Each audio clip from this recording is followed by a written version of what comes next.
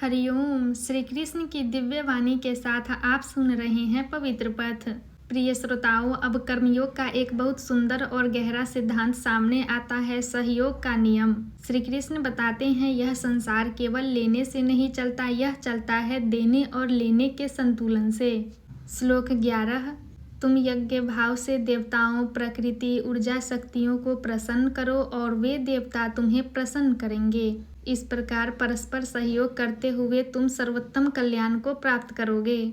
प्रिय श्रोताओं, यहाँ देवता शब्द का अर्थ केवल स्वर्ग में रहने वाले देव नहीं है। देवता का अर्थ है प्रकृति की शक्तियाँ, जैसे सूर्य प्रकाश देता है, वर्षा जल देती है, पृथ्वी अन्न देती है, वायु जीवन देती है। अब कृष्ण कहते हैं, तुम यज्ञ भाव से इन शक्तियों को प्रसन्न करो, अर्थात प्रकृति का सम्मान करो, संतुलन बनाए रखो, सेवा और सहयोग की भावना रखो। और जब हम ऐसा करते हैं, प्रकृति भी हमें सहयोग देती है। यह एक चक्र है, हम देते हैं, हमें मिलता है। श्रोताओं, यही है जीवन का संतुलन। यदि हम प्रकृति का शोषण करें, केवल ले कुछ न दे, तो संतुलन बिगड़ सकता है। लेकिन यदि हम कृतज्ञता रखें, सेवा करें, संतुलन बनाए रखें, तो जीवन सहज चलता है। कृष्ण कहते हैं, परस्पर सहयोग से सर्वोत्तम कल्याण होता है। यही है समृद्धि का असली मार्ग।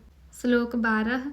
यज्ञ भाव से प्रसन्न हुए देवता तुम्हें इच्छित भोग प्रदान करेंगे, लेकिन जो मनुष्य उनसे प्राप्त वस्तुओं को वापस सेवा साझा किए बिना स्वयं ही भोगता है, वह चोर के समान है।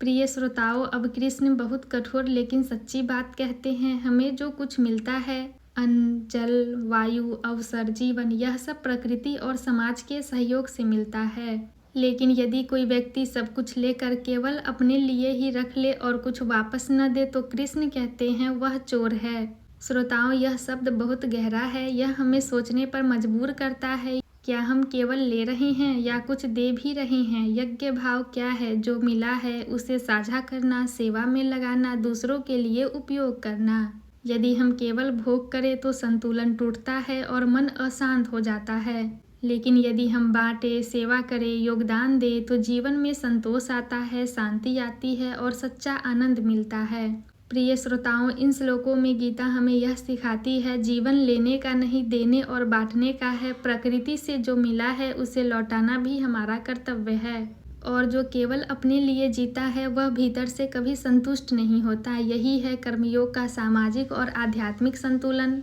अब आगे श्री कृष्ण बताएंगे यज्ञ का चक्र कैसे चलता है और क्यों यह पूरा संसार इस चक्र पर आधारित है। पवित्र पथ के साथ बने रहिए। अब कर्मयोग का दिव्य चक्र और भी स्पष्ट होने वाला है। जय श्री कृष्ण।